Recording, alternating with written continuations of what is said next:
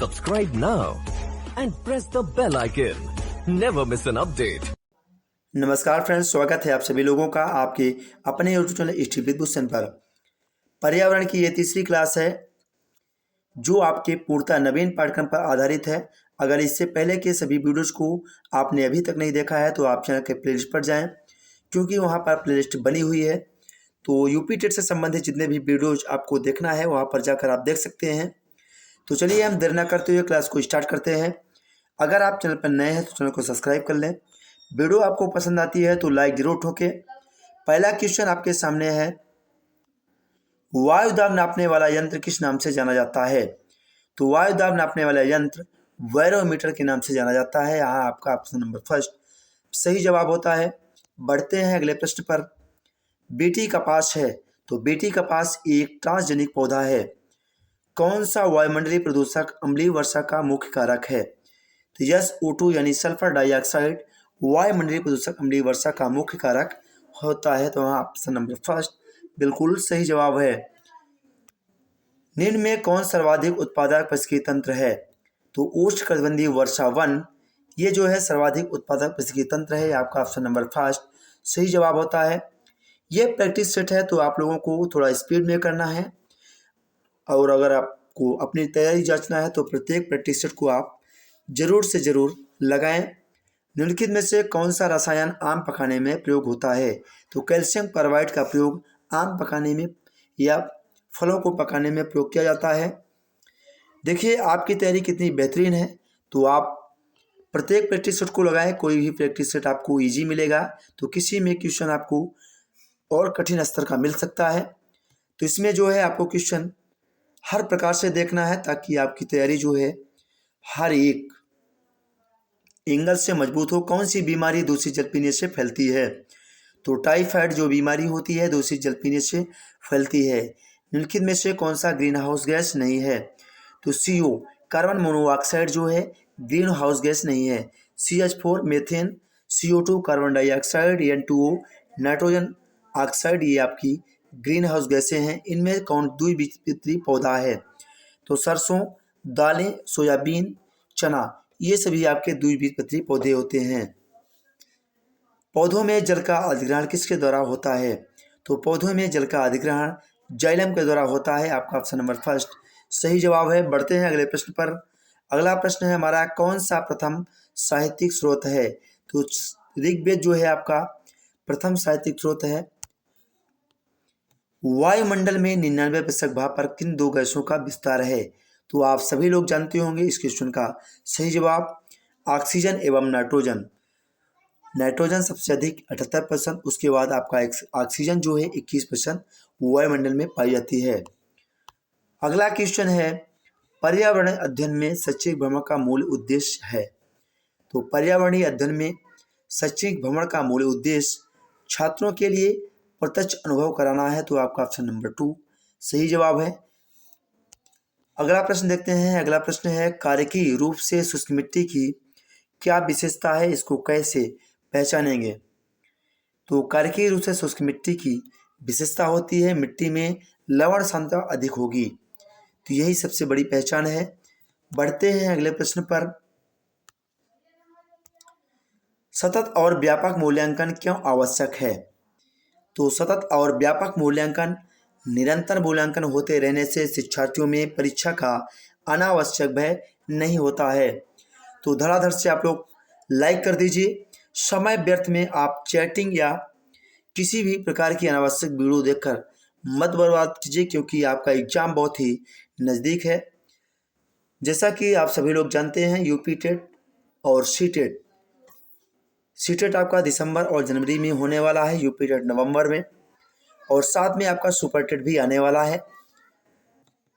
तो किसी भी तरह आप जो है अपने समय को बर्बाद ना करें। अगर आपको एक शीट पक्की करनी है, चलने वाले पशु वनस्पति को कैसे बदलते हैं? देखिए, चलने वाले पशु वनस्पति को चर कर या चुन कर बदलते हैं। ऑप्शन नंबर 3 सही जवाब होता है। निम्नलिखित में से कौन स्वस्थ अस्थियों के लिए आवश्यक है? देखिए, आप लोगों को बहुत ज़्यादा कहने की भी आवश्यक नहीं है, क्योंकि आप लोग एक अध्यापक हैं। तो निम्नलिखित में से कौन स्वस्थ अस्थियों के लिए आवश्यक है? तो कैल्शियम एवं विटामिन डी जो है स्वस्थ अस्थियों के लिए आवश्यक होता है। आपका ऑप्शन नंबर 4 सही जवाब होता है। बढ़ते हैं अगले प्रश्न पर। अगला प्रश्न है हमारा, भारत में हिमालय की सबसे ऊंची चोटी का नाम है? तो माउंट केटू, गाडविन ऑस्टिन केटू।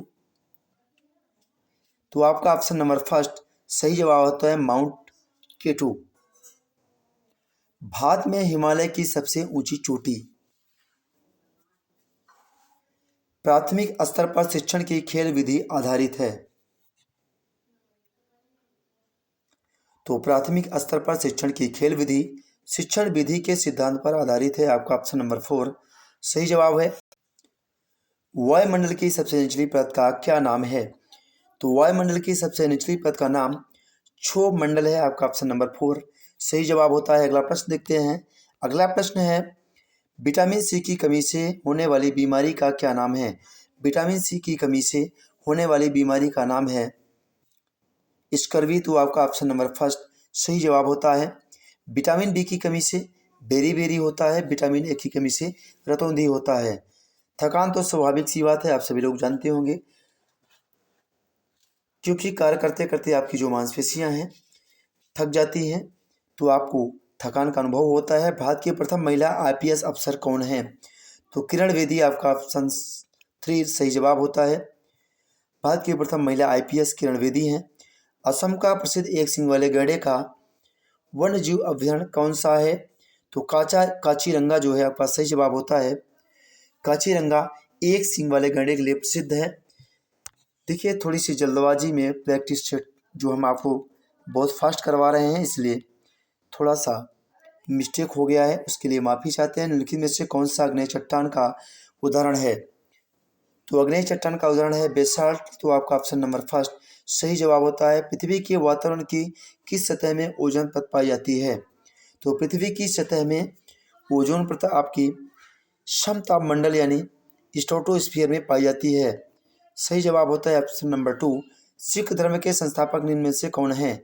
सिख धर्म के संस्थापक गुरु नानक देव हैं। आपका ऑप्शन नंबर 4 सही जवाब होता है। क्योंकि इस प्रैक्टिस सेट में ज़्यादा समय नहीं लेंगे, आपका बहुत ही 10 मिनट में प्रैक्टिस सेट को समाप्त करने की कोशिश करेंगे। भूकंप की तीव्रता नापने का यंत्र है। भूकंप की तीव्रता नापने का यंत्र सिस्मोग्राफ है। आपका ऑप्शन नंबर 2 राइट आंसर होता है। दक्षिणी गोलार्ध का सबसे लंबा दिन किस दिन होता है? दक्षिणी गोलार्ध का सबसे लंबा दिन 22 दिसंबर को होता है। आपका ध्यान रखना वाली बात है, सभी लोगों को ध्यान रखना है। दक्षिणी गोलार्ध अगर पूछा जाए तो 22 दिसंबर को सबसे लंबा दिन होता है। सत्यार्थ प्रकाश के लेखक का नाम क्या है? सत्यार्थ प्रकाश के लेखक कौन है? तो स्वामी दयानंद सरस्वती आपका सही जवाब होता है। सत्यार्थ प्रकाश के लेखक हैं स्वामी दयानंद सरस्वती। बढ़ेंगे अगले प्रश्न पर। बिहू भारत के किस राज्य का लोक नृत्य है? तो असम का बिहू सबसे लोकप्रिय नृत्य है। तो आपका राइट आंसर हो जाता है ऑप्शन नंबर 3। बिहू जो है भारत के असम राज्य का लोक नृत्य है। अगर जल्दबाजी में कोई भी त्रुटि आपको मिलती है तो इसके लिए माफ़ी चाहते हैं, लेकिन आपको जो प्रैक्टिस करना है बहुत ही स्पीड में करना है ताकि अधिक से अधिक वीडियो आपको कम समय में ख़त्म हो सके, क्योंकि वीडियो बहुत लंबी हो सकती है। तो इसमें जो होता क्या है कि वीडियो लंबी होने के कारण आपको भी लेंदी लगता है। खाद्य श्रृंखला के परस्पर समूह को कहा जाता है। तो खाद्य जाल आपका सही जवाब होता है। तो इस तरह आपके कम समय के साथ 30 क्वेश्चंस पूरे होते हैं।